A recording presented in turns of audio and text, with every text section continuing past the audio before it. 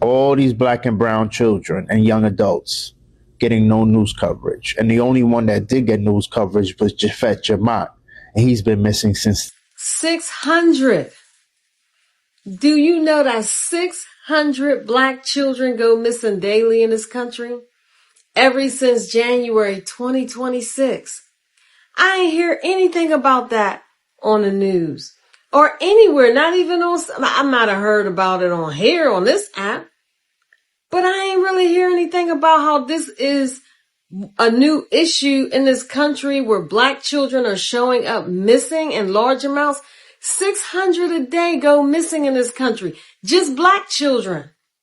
That is insane, especially they're only, black people as a whole is only 14% of this country's population.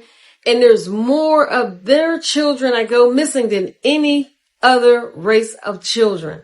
600 a day been going missing. And they said this just started, like this issue with black children going missing just started in 2026. And you will hardly hear any media footage on it. And I had read an article that black children normally don't get the Amber Alert. Most black children are listed as runaways. That is really sad that these children are taking, and once they're listed as runaways, the police don't go look for them. So these children go missing without any type of public safety going out there looking for these kids. But their parents pay the same amount of taxes as all other race of people. But their children are the least that is looked for. 600 a day since January. I don't know. I don't know what's going on. But it's a lot. So I just put together this video just to show you some of the beautiful children that has went missing in this country since 2026. Of course, I can't list all of them. Of course, 600 a day is a lot. So I just did a few and just did a small video just to show you guys, because I wish I can do more, but it's to show you guys because this is something that should be shown daily on social media news, mainstream media news. They need to put these children up daily trying to find these kids. That is a lot of kids that go missing.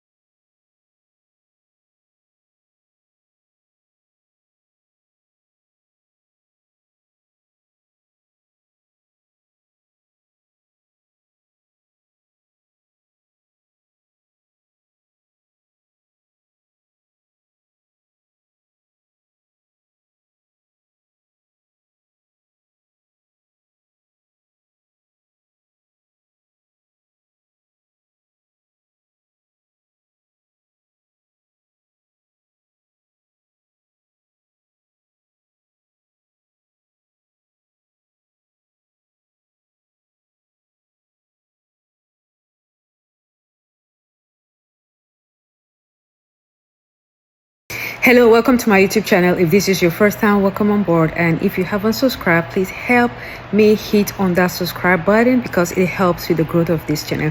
So since the case of Nolan Wells, the black guy that was amongst those white people that died on the Independence Day, has brought so many questions, especially to what has been happening to a lot of young black men getting missing, some being lynched, some being found hanging from trees. Is becoming disturbing, and people are beginning to ask questions and people require answers. It's becoming unbecoming, and that is why so many people on this social media are trying to stay on it, stay on the awareness, so that a lot of people would know.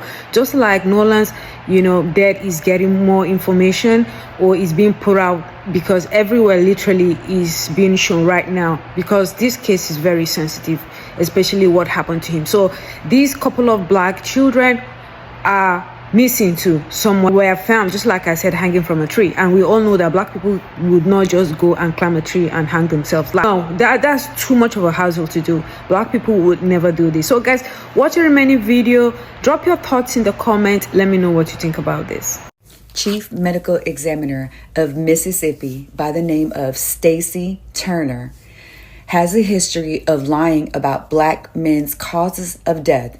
In the case of Damian Cameron, Dr. Turner ruled the manner of his death undetermined, but according to the reports of Mississippi Free Press and the New York Times, 3 independent pathologists reviewed that evidence and concluded that his death should have been ruled a homicide, saying that all the evidence did not support an undetermined finding. Say that they were either self-inflicted or ignore all the signs of murder. Like the case of a young man being hung in Mississippi on campus. College campus in Mississippi is that of 21-year-old DeMartravion Trey Reed, a freshman at Delta State University, and was found hanging in 2025. The state medical examiner official ruled his death as a suicide, stating that the cause of death was hanging, finding no initial signs of physical or other foul play. Stacy Turner is the medical examiner who also worked the Nolan case, and which explains why, again, his parents said that she was so quick to conclude that Nolan's untimely death was a drowning, and so of course they're seeking new options. Okay, so we have a really important update in the case of Nolan Wells, and that is the boat GPS data from the day that Nolan Wells went missing. Now, before I do a breakdown of the data, I have 2 really important questions. One is, who is the actual owner of the boat? So who was the person that gave them the boat? And then who had the relationship with the owner of the boat to get the boat? And I'll explain why those are my questions later. So according to the GPS data, the boat initially left land at 9:56 a.m. and arrived at Horn Island at 11:14 a.m. Then the boat left Horn Island at 4:31 p.m. and returned to Fort Bayou at 5:52 p.m. and then returned back to the dock they originally left from at 6:06 p.m. And then at 7:19, the boat returned back to Fort Bayou and was taken out of the water by the owner back to the owner's home. Now, first, let me say that this does align with the original statement that the judge, who is the mother of one of the boys who was on the boat, put out, where she said that the boat left Horn Island at 4:30 p.m. Now, the part that I'm still questioning is that in her statement, she also said that the boys last saw Nolan at 3 p.m. And that makes me wonder, did y'all call for help at 3 p.m. because you realized the boat was having technical issues at that time and the help didn't get there until 4:30? Or did y'all call closer to 4:30 and then the help came at 4:30 and got you out of there? But then if that was the case, then why would you tell him at 3 o'clock that y'all were leaving for him to have to make a decision about whether or not he wanted to get back on y'all boat, because he still had plenty of time? Also, between 3 and 4:30, did y'all not see him again to check, triple check if he wasn't trying to go back with y'all and or to give him his phone? Now, the reasons I have questions about who owned the boat and who was the person that received the boat from the owner is because they said that the owner of the boat, the mother, and one other person has been cooperating in the investigation.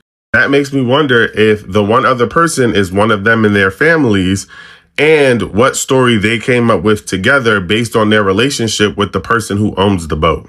Because did y'all go to Fort Bayou to get the boat fixed there? Or did it get fixed when it returned to the dock and then you sent it back to Fort Bayou? And if that's the case, then why did you stop at Fort Bayou first? These are all just my speculations, but that is the latest. This video probably won't get a lot of views. And I want to bring awareness, and I hope that this video does that. Jelani Day didn't just go missing. He was found in a sundown town. His body was mutilated. His organs were missing. And yet, they say there was no foul play. Let's talk about how this country hides the truth when the victims are Black.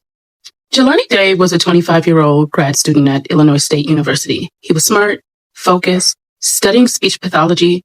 He had goals, a bright future, and a mother who described him as everything she prayed for. He went missing on August 24th, 2021.